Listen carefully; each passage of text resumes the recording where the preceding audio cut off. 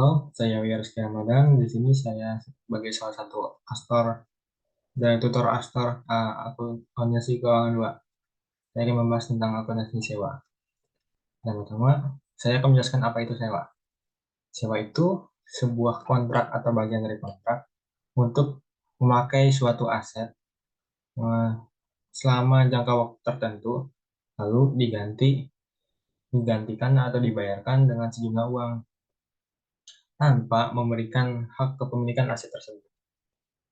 Terus kenapa orang-orang memilih sewa daripada beli? Itu karena ada manfaatnya sebagai berikut. Pertama, manfaat bagi lesi atau penyewa, orang yang menyewa. Pertama, 100% pembiayaan dengan suku bunga tetap. Jadi, sewa itu pembayarannya tetap, misalkan 1 tahun $10.000, dan tahun-tahun berikutnya tetap bayar $10.000 tanpa melihat ada inflasi atau deflasi. Lalu nomor dua, pelindungan terhadap usang atau tidak relevannya suatu barang. Misalkan suatu entitas itu beli barang, itu kan menjadi hak miliknya. Sedangkan misalkan penggunaannya cuma 5 bulan, tapi barang tersebut udah jadi milik kita, jadi bakalan nganggur gitu istilahnya. Sedangkan kalau sewa, misalkan kita udah kepake secukupnya, itu bisa dikembaliin ke lesor.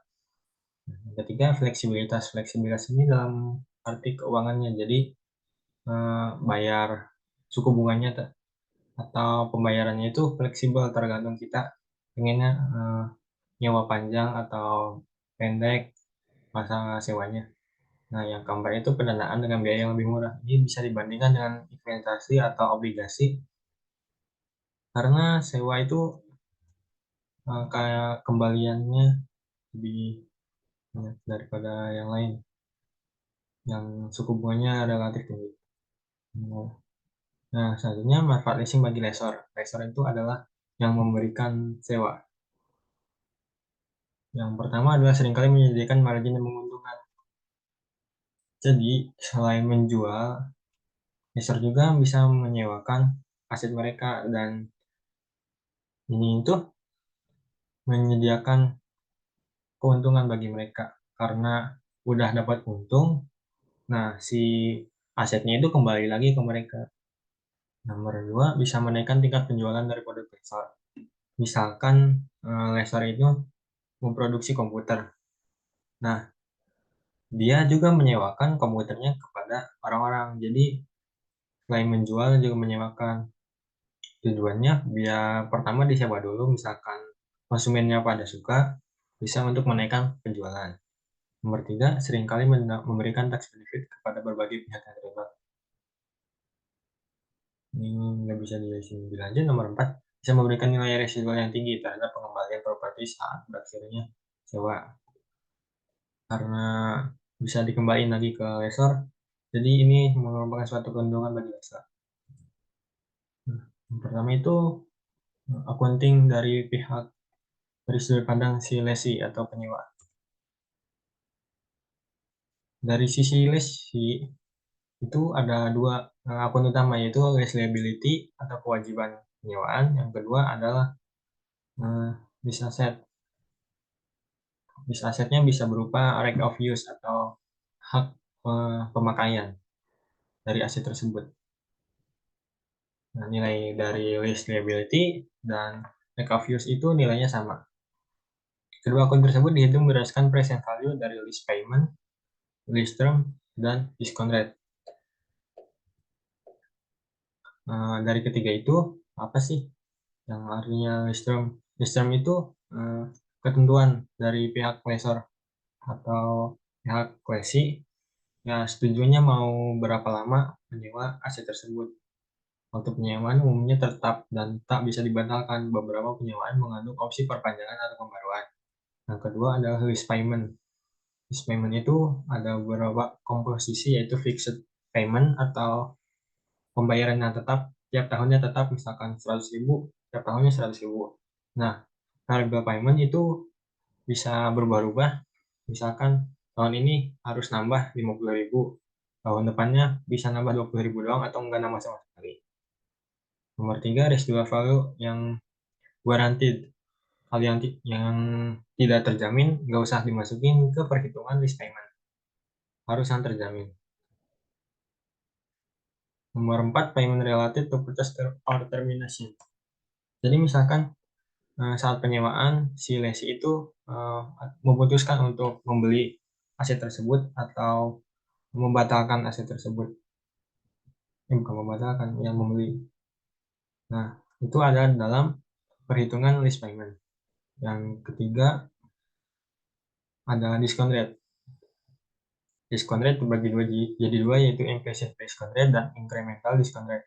Implicit discount rate itu diskon yang ditetapkan oleh lessor pada saat penyewaan, awal penyewaan. Ya, misalkan kata lessornya 6%, ya berarti itu implicit discount rate-nya. Sedangkan incremental discount rate itu bukan yang ditetapkan oleh lessor, tapi yang dicari oleh lesi. Misalkan lessornya nggak netapin bunganya berapa, tapi lesi udah tahu kalau uh, aset aset yang harganya segini, jangka waktunya segini, dan present value-nya segini, berarti nanti ketahuan uh, pendekatan dari bunganya. Nah, itu namanya incremental discount rate. Dari penyewaan yang lain dicari. Sedangkan yang implicit langsung ditetapkan oleh lessor. Kalau melakukan perhitungan, misalkan ada keduanya, yang dipakai yang adalah implicit discount rate. Contoh soal dari lesi. Coko Corp, lesi menandatangani sewa kepada Ciscorp sebagai lessor tanggal 1 Januari 2022 atas sebuah mesin pengolah dengan termin sebagai berikut. Satu, penyewaan berjangka 4 tahun tidak bisa dibatalkan dengan pembayaran 2.500 dolar setiap awal tahun, annuity 2 sis. Yang kedua, di awal penyewaan mesin tersebut memiliki fair value sebesar segitu 9.310 dengan estimasi hasil manfaat 5 tahun dan guaranteed residual value 500. Cokokop mengharapkan nilai sisa pada akhir masa penyewaan akan lebih besar dari 500. Oh iya, untuk guaranteed residual value, enggak semua yang guaranteed residual value itu dimasukkan ke dalam perhitungan. Saya loncat ke depan. Nah, panduan pada residual value. Jika ada kemungkinan bahwa residual value yang diharapkan atau expected sama atau lebih besar daripada yang dijamin atau guaranteed, lesi tidak harus memasukkan residual yang dijamin dalam perhitungan risk liability. Sedangkan jika expected-nya lebih kecil daripada guaranteed-nya, maka selisihnya bukan expected-nya, tapi selisih dari expected dan guaranteed tersebut harus dimasukkan ke dalam perhitungan risk liability. Sedangkan nomor 3, lesi tidak memasukkan residual value yang tidak dijamin dalam perhitungan risk liability. Kalau unguaranteed nggak usah dimasukin sama sekali. Intinya kalau lebih kecil selisihnya dimasukkan, sedangkan kalau sama dengan atau lebih besar nggak perlu dimasukin. Karena ini guaranteed residual value-nya 500, sedangkan expected-nya 500, artinya sama, berarti tidak perlu dimasukkan. Dan nomor 3, tidak ada opsi pembaruan. Dan Cokogop harus mengembalikan mesin tersebut kepada Ciscorp di akhir penyewaan. Nomor 4, incremental borrowing rate-nya 7%, sedangkan Ciscorp menetapkan sebesar 8% per tahun. Karena kita tahu kedua-duanya incremental 7% dan implicit 8%, berarti yang dipakainya implicit yang 8% per tahun. Penyesuaian menggunakan metode garis lurus. Perhitungan list liability cukup mudah, tinggal 2.500 dolar dikali yang ada di tabel anuitas 6.5, yaitu N-nya 4 dan I-nya 8%. Perhitungannya 2.500 dikali 3,57710. Hasilnya 8.942. Masuk ke list amortization schedule pada tanggal 1 Januari 2022.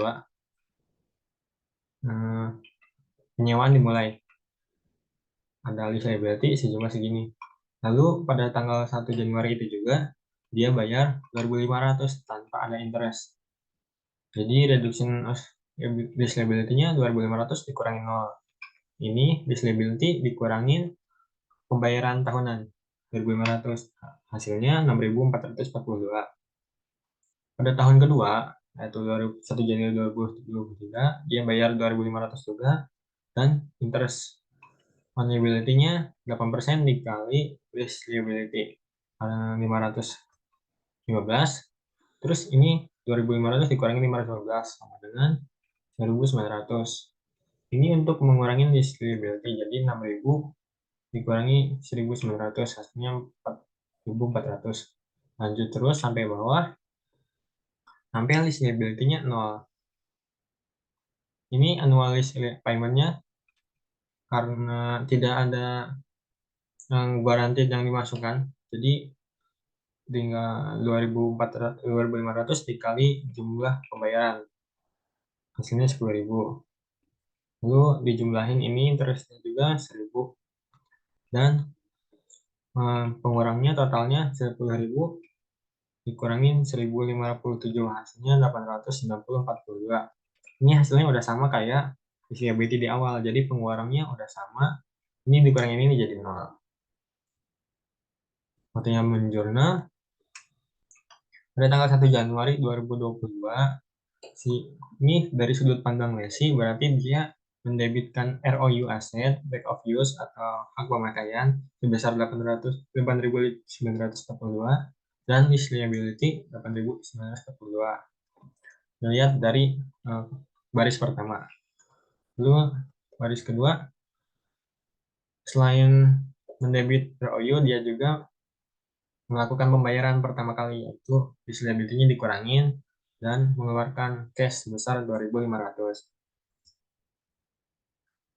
Pada 31 Januari 2022, di sini nggak ada 31 Januari 2022, jadi bisa loncat satu hari, yaitu 1 Januari 2023. Hitung interest on liability sebesar 515. Terus expense-nya beban 515 di debit dan kredit lease liability sebesar 515. Lalu selain itu ada depreciation expense. Depreciation-nya dari mana? Ini dari nilai aset present value 8.900 dibagi umur manfaat aset tersebut, yaitu 5 tahun, dan menggunakan metode garis lurus. Jadi 8.900 dikali dengan dibagi dengan 5.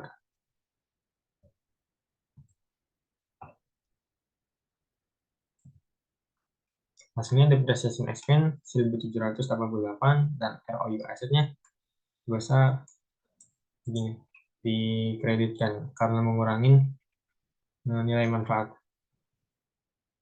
Ini jika kondisional aja, misalkan karena ada guaranteed value 500, guaranteed residual value artinya pada akhir masa sewa nilai aset tersebut ada 500. Jika si lesi ingin membeli aset tersebut setelah dikembalikan kepada lessor, maka dia akan mendebit aset dan mengeluarkan uang sejuta $500. Kalau si lesi untuk memutuskan tidak membeli, ya udah nggak usah mendebit ini. Nah, contoh nomor 2, soalnya sama kayak yang tadi terminnya, kecuali di sini. Saya bacakan lagi.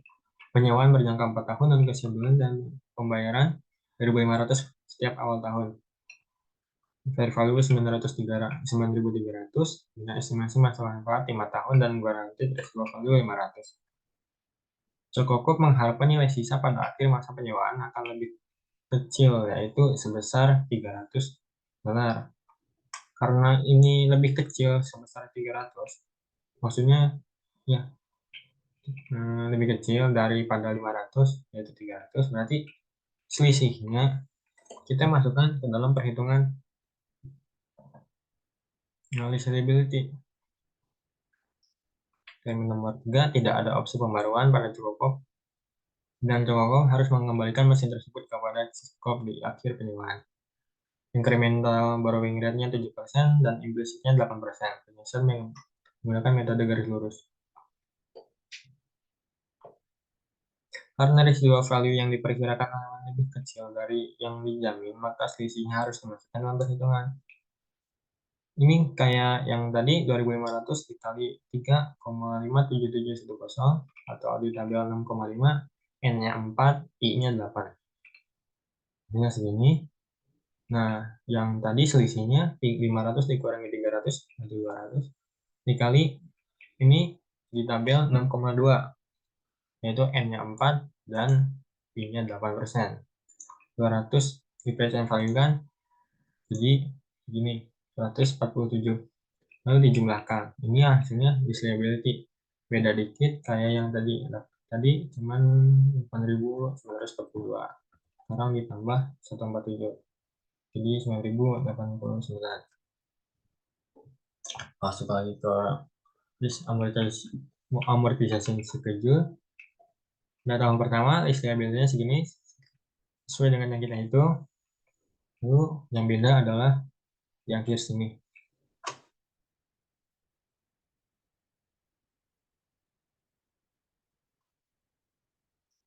Di akhir sini kita nggak cuma bayar annual payment sebesar 2.500, tapi ada tadi selisihnya 200.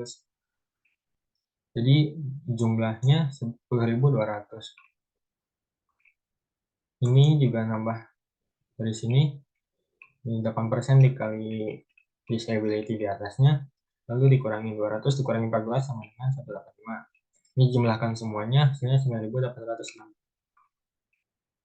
Atau ini sama dengan ini disability. Jadi pengurangnya sama dengan disability di awal, akhirnya 0 di sini. Buat ngeceknya bisa ini dikurangin ini sama dengan ini. Yang jurnalnya akan sama kayak contoh sebelumnya. Akunnya ya cuman beda angka karena list liability juga beda dari awal. Lalu ada tambahan yaitu pada tanggal 1 Januari 2026 dia mengeluarkan uang lagi sebesar 200 untuk mengurangi list liability. Dan jangan lupa nanti interestnya juga. Pengecualian. Ini udah di luar contoh soal yang tadi. Jadi pengecualian untuk sewa dengan nilai rendah value leases yaitu lebih kecil daripada $5.000 atau sewa dengan jangka waktu yang pendek sebesar lebih kecil dari 20 bulan itu daripada di record sebagai LOU dan leasability. Ada leasing kedua jenis di atas masuk ke dalam expense pada saat pembayaran. Jadi itu pakai ROU tapi pakai expense aja. Seperti di sininya nanti ini bukan ROU aset tapi expense, list expense.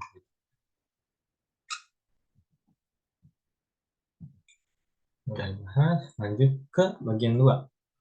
Accounting for lessor atau yang memberikan sewa. Nah, bagi lessor dia itu harus mengklasifikasikan apakah leasing yang dia beri itu kapitalis atau operating lease terlebih dahulu. Ada 5 tes yang harus dilakukan. Yang pertama, transfer of ownership test. Cara ngetesnya apakah penyewaan memindahkan kepemilikan dari aset di akhir masa. Kalau jawabannya dari atas sampai bawah ada salah satu yang ya, berarti itu masuknya kapitalis. Sedangkan kalau tidak ada ya sama sekali, itu masuknya operating lease. Yang kedua, yang pertama hak kepemilikan, pemindahan hak kepemilikan. Kalau ada berarti operating lease, kapitalis. Kalau tidak ada berarti operating lease. Yang kedua itu purchase option test. Nanti pada di pertengahan penyewaan itu bakal ada opsi untuk membeli aset tersebut atau enggak. Kalau ada berarti kapitalis. Yang ketiga, lease term test. Apakah jangka waktu sewa mencakup sebagian besar atau lebih besar dari 75% sisa umur ekonomis aset. Misalkan eh, nyawanya 4 tahun, sedangkan umur ekonomi asetnya 5 tahun, berarti kan itu 4/5, jadi 80%. Nah, kalau lebih besar dari 75% berarti itu masuk kapitalis. Yang keempat, present value test. Apakah present value dari pembayaran sewa setara atau lebih besar dari sebagian besar fair value dari aset tersebut? Ini kayak yang kita hitung tadi, ini namanya present value 9.000, sedangkan fair value-nya 9.300. Ini dekat misalnya udah lebih besar dari 90%, berarti ini masuk kapitalis. Nah, misalkan kalian udah ngitung present value dari aset tersebut, ternyata lebih kecil dari 90% dari fair value-nya, berarti itu nggak masuk kapitalis, tapi masuknya kapitalis. Nomor 5, alternative use test. Apakah diharapkan bahwa aset tidak akan memilih penggunaan alternatif bagi lessor pada akhir jangka waktu sewa? Jadi misalkan tadi yang komputer, karena komputer pasti balikin pasti bisa dipakai lagi, berarti itu bukan kapitalis tapi operating lease. Tapi misalkan penyewaannya tersebut pas dibalikin udah nggak bisa dipakai lagi sama si lessor, atau cuman memiliki kegunaan yang istimewa, bisa dipakai cuman pas sama si lessee dia doang, itu maksudnya kapitalis.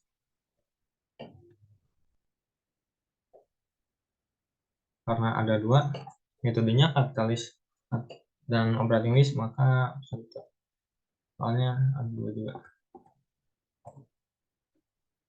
Pertama, ini finance lease atau kapitalis dari pihak lessor. Contohnya, Cokokop atau lessee menandatangani sewa kepada Ciscorp tanggal 1 Januari atas sebuah mesin pengolah dengan terangin sebagai berikut.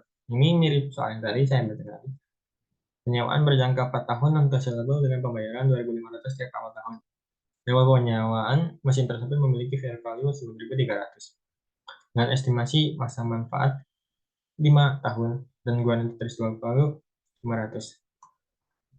Cokokop mengharapkan nilai sisa pada akhir masa penyewaan akan lebih besar dari 500. Berarti perhitungan warranty residual value-nya gak dimasukin ke perhitungan. Tidak ada opsi pembaruan dan Cokokop harus mengembalikan mesin tersebut kepada Cisco di akhir penyewaan. Incremental 7% dan implisit 8%, metode garis lurus.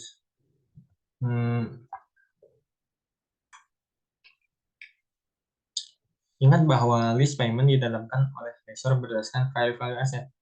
Jadi kalau tadi kita ngitungnya dari 2.500 menjadi nyari lease payment-nya yang 8.900, kita balik sebagai lessor, kita udah punya fair value aset dan harus mencari pembayaran per tahunnya. Cara ngitungnya dari fair value aset 9.300 dikurangin dengan present value dari residual value 500 dikali 0,73503. Ini dari tabel 6,5 dengan N4 dan I8 dikali 500, hasilnya 3.000, terus 67, lalu dikurangin gini hasilnya dismement besar yang kayak hitung tadi, pas dari sudut pandang lesi. Lalu ini tuh kan jumlah total penyewaannya. Nah, kita mencari pembayaran tahunannya berapa, yaitu dibagi dengan tabel 6,5 dengan N4 dan I8. Hasilnya 8.900 dibagi 3,57. Itu jadi setiap tahun lesi akan membayar 2.500. Ini adalah lease payment, pembayaran per tahun. Sedangkan perhitungan lease liability cukup dibalik. Ya, fair value aset adalah lease receivable. Ini tuh receivable yang akan dia dapatkan karena proses penyewaan.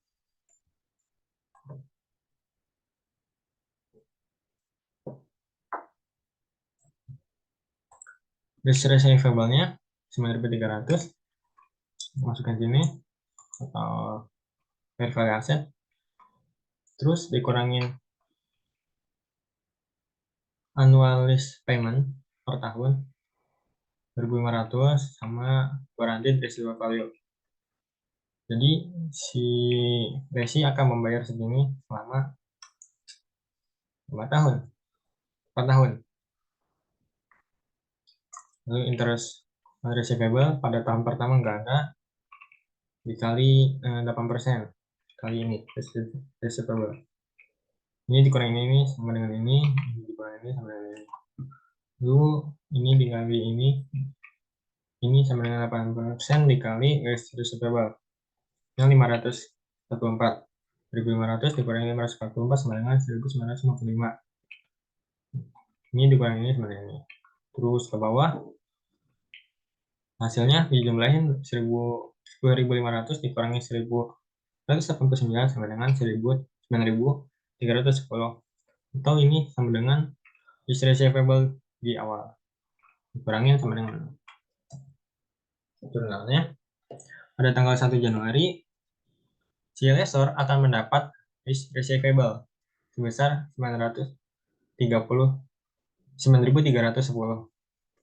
dan mengkredit sales revenue. Karena kenapa? Karena ini capital lease. Juga akan mendapat uang sebesar 2.500 dan mengurangi lease receivable-nya dari si lesi. Bukannya dari mana? Ini dia akan receivable dari sini dan ya, sales revenue dari sini. Terus tanggal 31 Desember, nah ini 2022 maksudnya 31 Desember 2022 akan mendebit interest expense dan expense. Terus lease liability dikurangin, terus ada interest revenue untuk pendapatan bunga. Pada akhir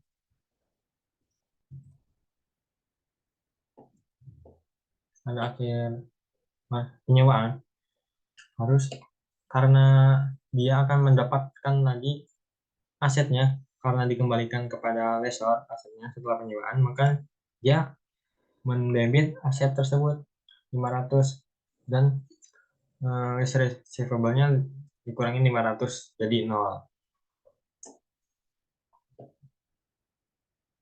Contoh kedua, ini kalau metode kalau penyewaannya operating lease bukan capital lease. Tadi lesornya Cisco sekarang jadi Banana Corp. Nah, Cisco Corp atau lesi menandatangani sewa kepada Banana Corp sebagai lesor tanggal 1 Januari 2022 atas sebuah mesin pengolah dengan termin sebagai berikut. Penyewaan berjangka 3 tahun, non-cancelable dengan pembayaran 22.914 setiap awal tahun. Begitu basis. Di awal penyewaan, mesin tersebut memiliki fair value 75.000 dengan estimasi masa manfaat 5 tahun dan unguaranteed residual value 12.000. Tidak ada opsi pembaruan dan Cukup harus mengembalikan mesin tersebut kepada Cisco bukan Cisco ini tapi Banana Corp di akhir penyewaan. Incremental borrowing rate adalah 7%, sedangkan Cisco menetapkan sebesar 6%. Nah,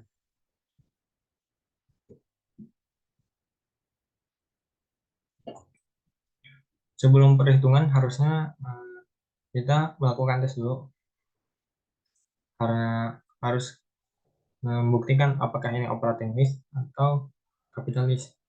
Tes nomor 1, tes transfer of ownership. Karena kata tadi juga tidak ada pemindahan kepemilikan, karena aset harus dikembalikan pada akhir masa. Yang kedua, proses option test, tidak ada opsi beli pada penyewaan. Yang ketiga, lease term. Lease term adalah 60% atau 3 per 5 tahun dari modal karena lebih kecil daripada 75%. Bisa dilihat, dia hanya menyewa 3 tahun sedangkan bermanfaatnya 5 tahun, cuma 60%. Terus PV aset adalah 86%, kurang dari 90%. PV asetnya 64.000 dari perhitungannya sebelumnya, sedangkan fair value asetnya 75.000. Yang kelima, alternative use test tidak bersifat khusus dan diharapkan dapat digunakan oleh menengah setelah dikembalikan. Ini perhitungan dari disclaimer-nya.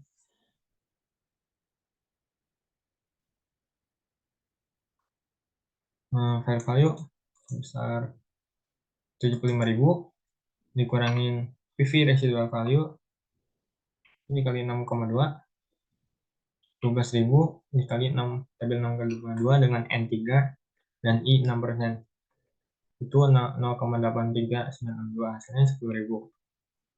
Disclaimer-nya 64.000.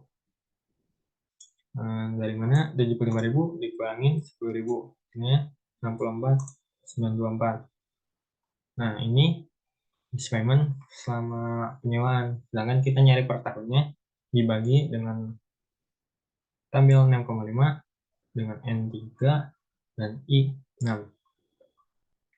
Hasilnya 22.911. Nah, ada di sini sebenarnya.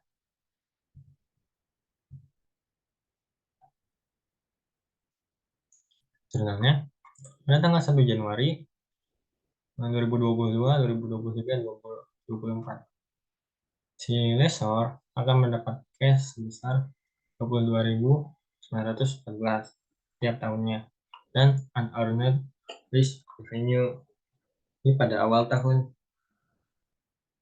Terus pada akhir tahun unearned revenue-nya dinolkan, terus dijadiin lease revenue.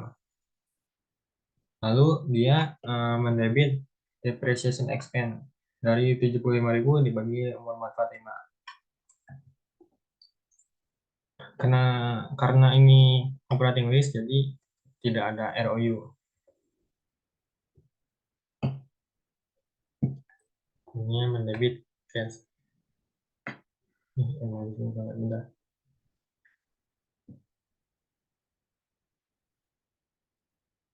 Oh iya, nggak receivable,